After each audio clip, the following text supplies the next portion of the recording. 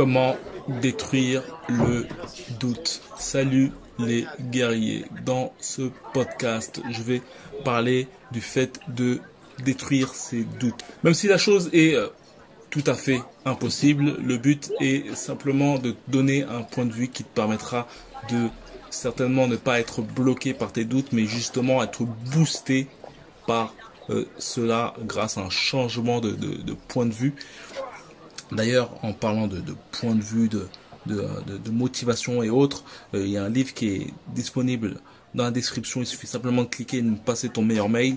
Je t'enverrai un livre que j'ai terminé d'écrire qui s'appelle « Développer ton mental de guerrier ». Le but de ce livre, c'est de te parler de la boxe et de l'analogie avec la vie, car pour moi la boxe c'est une sorte de développement personnel très physique, et le but est justement de rentrer dans le cerveau d'un boxeur pour comprendre justement comment un boxeur peut être amené à avancer malgré les coups qui se prend, comment il arrive à se relever même lorsqu'il est KO. Et comment justement tout cela peut t'aider dans ta vie. Et il y aura aussi beaucoup de résumés, de lectures de livres que j'ai pu lire et que j'ai synthétisé dans ce livre qui est disponible dans la description. Et par la suite aussi tu recevras des mails quotidiens pour te booster, certainement augmenter ton charisme, ton leadership pour toi-même et aussi ta confiance en toi. Donc, pour parler des doutes, la chose très importante à savoir, c'est que les doutes ne sont pas effaçables en fait.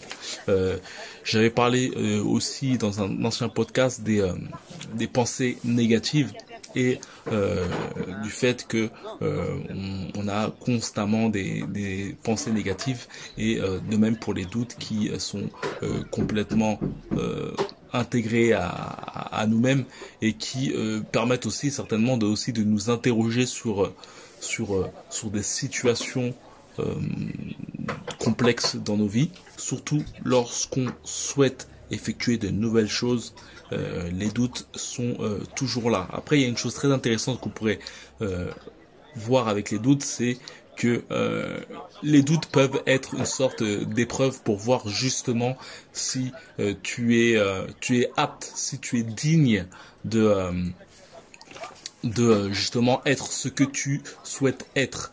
Et il y a de même pour l'échec. J'avais lu un post d'une personne qui disait une très belle métaphore, dans le sens où lui, son but c'était justement de perdre le plus rapidement possible, et surtout de perdre durement quoi. C'est une métaphore un peu sadomasochiste, mais après le but n'est pas non plus de dire de foncer dans le mur, mais c'est juste, je pense que c'est un truc un peu amplifié juste pour te dire qu'en fait que la défaite en somme est un moyen de s'endurcir, de se performer. Et comme lorsque tu joues dans un jeu vidéo, tu peux le voir que quand tu joues dans un jeu vidéo, plus tu perds, plus tu comprends, et plus le jeu devient plus facile. Et c'est incroyable de voir que lorsqu'on joue à un jeu vidéo, on a cette facilité à perdre. En fait, on s'en fout quand on perd, et on s'aperçoit que si on reste dans le même monde, on s'aperçoit qu'on arrive tout d'un coup à défoncer tout le monde facilement, et qu'il faut par la suite augmenter le niveau, sinon le jeu devient ennuyant. Et je pense que c'est à peu près la même chose dans cette vie. C'est le fait que plus tu as des échecs, plus ton cerveau assimile ces échecs, se dit bon, ça c'était pas bon, donc il faut que je refasse une autre chose, et ainsi de suite, ainsi de suite. La chose peut-être qui serait intéressant, c'est vraiment comme le boxeur en fait, d'exprimer ton courage à fond quoi. Un boxeur, malgré le fait qu'il trébuche, il y a un très bon combat que tu devrais regarder, c'est un combat entre Diego Corrales et Juan Manuel Castillo, et tu vois Mister Corrales tomber plusieurs fois, et malgré le fait qu'il tombe plusieurs fois, en fait il se relève et bat son adversaire. Et je pense que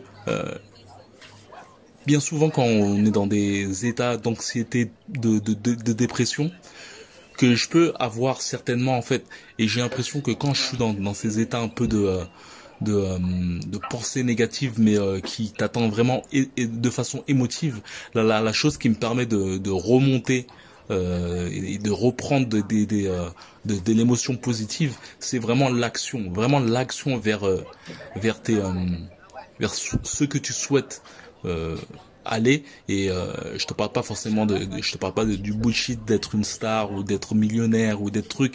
Il y a des choses plus simples dans la vie qui peuvent te rendre heureux, mais c'est vraiment le fait de passer à l'action. Et bien souvent, lorsque on n'agit pas, il y a une sorte de réconfort à pas agir, mais c'est un peu vicieux dans le sens où c'est comme si tu accumulais de la vaisselle pas propre en fait. Au début ça fait rien. Après le poids de tout ça est assez conséquent et au bout du compte tu es amené en fait à avoir plus mal que si tu passais à l'action en fait. Si tu passais à l'action vers un de tes projets quoi. Après tout est relatif, hein. Je dis chacun de nous a sa façon de voir le monde. D'autres voudraient juste une grosse maison avec une grosse bagnole et d'autres voudraient des trucs plus simples comme je vois que beaucoup de personnes en ce moment veulent avoir des maisons autonomes, pouvoir élever leurs petites poules et tout ça. Donc voilà, c'est pour te dire que tout est relatif. Après, la chose qu'il faut se dire, c'est peut-être certainement que lorsqu'il y a des doutes, c'est peut-être justement aussi un test pour voir si tu es digne de ce que tu veux, de ce que tu souhaites. La chose aussi, c'est qu'on a toujours tendance à croire que le succès, c'est, comme je t'ai pu le dire, ouais, le fait d'être millionnaire, le fait d'avoir beaucoup de femmes, beaucoup de gens autour de toi, d'être ultra célèbre. Mais la chose qu'il faut se dire surtout, c'est que à ce niveau-là, en tout cas, il faut se dire qu'en fait, c'est le succès, c'est pas forcément la finalité en fait. En fait, la finalité quand en fait t'as atteint ton but. Quand tu as atteint le but que tu souhaites, en fait, c'est fini, en fait. Je pense que la chose très importante à se dire, c'est qu'il faut un peu aimer le processus. Et j'ai pu le voir, en fait, en faisant mon combat à main nue, que au bout du compte, ouais, voir que vraiment, c'était le kiff que j'appréciais, c'était vraiment le fait de s'entraîner. De s'entraîner, de perdre du poids, de souffrir, de projeter. Surtout, en fait, c'est surtout la projection de ton combat, de dire ouais, c'est un peu le côté la carotte en fait, hein. L'âne qui court devant sa carotte, on est un peu comme ça quoi. Et c'est la projection du combat, te dire ouais, tu vas combattre nanana, l'avant-combat, le stress d'avant-combat, le combat après et puis après quand il y a la finalité, t'as gagné, c'est cool, t'as ce moment d'extase, mais il dure pas indéfiniment quoi. Et c'est pour ça que par la suite il faut une autre quête. Et la vie est un peu comme ça, dans le sens où elle est clairement comme ça quoi. C'est que le succès n'est pas forcément le moment où justement tu auras gagné ton truc, la quête, le projet que tu souhaites, mais plutôt le processus et le voyage quoi. Et la chose très intéressante aussi, c'est que lorsque tu te retournes, au fil de ton processus, tu vois que tu as pu aiguiser tes lames et acquérir des nouvelles connaissances. Certainement aussi avec les échecs, tu t'es endurci ta peau, tu es devenu peut-être plus rationnel, moins émotionnel, c'est-à-dire que lorsque tu as eu une défaite que tu as déjà eue, elle te fait plus rien en fait. C'est comme un jeu vidéo en fait. Si tu perds 1000 fois, la défaite te fait plus grand mal. Donc ouais, le dernier mot que je pourrais dire, c'est ouais, certainement que tout le monde doute en fait. Que après c'est une affaire de point de vue. Est-ce que ce doute peut te permettre justement de prouver à toi-même et à tout le monde que tu es justement capable de porter ton courage et montrer c'est certainement ça le courage en fait. Le courage est de faire face à ses doutes, face à ses peurs et d'aller quand même de l'avant quoi. Qui correspond totalement à un boxeur quoi. Un boxeur, tu vois Mike Tyson faisait que 1m80 face à des bêtes de 2 mètres. Il disait bien aussi qu'avant le combat, il avait super peur. Et malgré ça, en fait, il prenait ses couilles et son courage à 2 mains et défonçait les mecs. Malgré les doutes, malgré la peur. Et c'est vraiment une chose qu'il faut te dire, c'est que si Mike Tyson doute et a peur, tu comprends que ouais, ça fait partie de nous, quoi. Et c'est à toi de transformer justement cela consciemment. Et en le transformant consciemment, ton inconscient aussi t'aidera justement à aller vers ce que tu souhaites aller.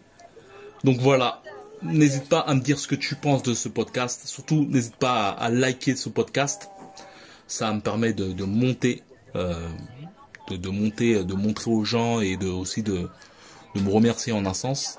Et aussi, comme j'ai pu le dire, il y a un livre que tu peux télécharger dans la description. Je t'enverrai aussi par la suite des mails quotidiens qui ont pour but de te booster. Et voilà, comme d'habitude, que la boxe soit avec toi, force.